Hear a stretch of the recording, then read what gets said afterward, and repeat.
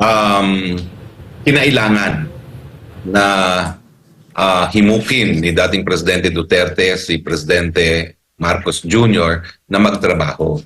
Dahil ang sentimiento ng taong bayan, ito naman po ay lumalabas dito sa latest survey ng Publicus, ay parang hindi niya ginagawa ang kanyang trabaho.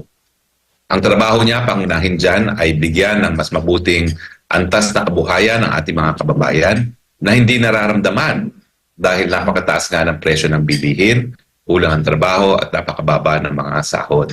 Pero sa kabila niyan, parang unang-una, nadadalas ang biyahe. Pangalawa, nadadalas ang mga party. Ngayon, lantad na naman sa social media yung pagkakanta at pagsasayaw at pagdidiwang ni Presidente Marcos Jr. sa panahon nga na pinakamatindi naman ang pagkagutom sa kasaysayan ng Pilipinas sa kanyang administrasyon. So talagang lumalabas na hindi masaya ang taong bayan sa trabaho ni Presidente Marcos Jr.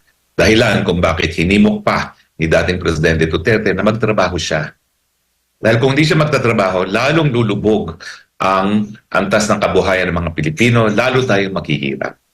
So ang punto naman ni Presidente Duterte, nung siya ay nahalal, binigyan naman siya ng pagkakataon na manilbihan. Kaya nga lang, sa ngayon, walang ebidensya na talagang siya ay nagtatrabaho. Dahil otherwise, nagkaroon sana ng solusyon dun sa ilang mga pangunahing problema ng ating bayan. At sa kabila ng kawalan ng aksyon doon sa mga pangunahing problema sa tingin ng ating mga taong bayan, ito pa nga ang nangyayari. No? Mukhang magsisimula pa tayo ng gera na magdudulot na mas matinding pang paghihirap sa ating mga kababayan. Attorney, isa nga sa top 3 issues na nais patugunan ng taong bayan sa Marcos government is itong korupsyon. Attorney, lumalabas sa survey, parang senyales po na ang taong bayan ay gising na gising at alam nila ang tunay na nangyayari dito sa pamahalaan natin na may nangyayari talagang korupsyon. Yan ay bagong finding na isa sa pangunahing problema sa tingin na ating taong bayan ay yung korupsyon. At ito'y nakakabahala din dahil ang gobyerno ng kanyang ama, si Marcos Sr., isa sa kadahilanan na yan ay pinalayas ng taong bayan ay doon din sa issue ng korupsyon. So ngayon nakikita natin na parang umuulit ang kasaysayan. No? Kasi nga nakikita ng taong bayan na kaunti lang nakikinabang doon sa paglago man ng ekonomiya kung talagang lumalago. No? Hindi nararamdam ng mga nakakarami at ang perception pa nga is bumalik yung cronyism. Yung mga malapit sa pamilyang Marcos, sila uli ang mga yumayaman. No? At syempre maraming mga issue ng korupsyon na hindi naman nagkakaroon ng kahit anong pananagutan. At ang masakit pa rito, nai-involve ang mga pamilya ng First Family at yung mga taong napakalapit sa kanila na wala namang aksyon na ginagawa. So, nakakabahala po yan ang aking pagkakaalam, no? Na yung korupsyon ay naging top 3. Ang palagi natin nakikita ng top 3 is yung inflation, kawalan ng trabaho, mababang sweldo. So, bagamat nandyan pa rin yung tatlong yan doon sa concern sa economy, talagang ngayon, malinaw na tinatanaw din ng problema ngayon ng ating mga kababayan ang issue ng korupsyon.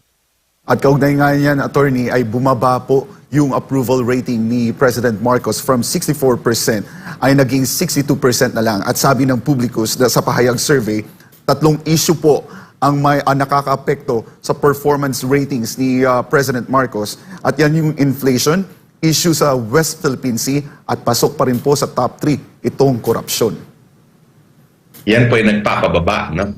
So, pati yung issue ng West Philippine Sea, imbis na magpataas ng kanyang rating, patuloy na nagpapababa.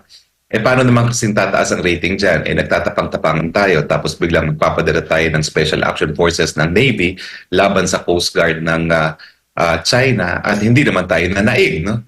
So, syempre, parang napahiya tayo doon sa ginawa natin, no? And yet, ito yung presidente na ayaw tanggapin kung ano man yung naging patakaran na ano mga nauna ng administrasyon sa kanya.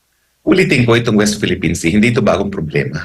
Ito yung naging problema na ng lahat ng presidente mula nung inangkin natin ang Kalayaan Group of Islands sa panahon ng ama ni Marcos Jr. No?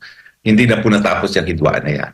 At yung arbitration na palagi nating sinasabi na tayo na naig, yan ay nagbigay linaw lamang sa issue na ukol sa karagatan at hindi po yan ukol sa mga pinag-aagawang mga isla.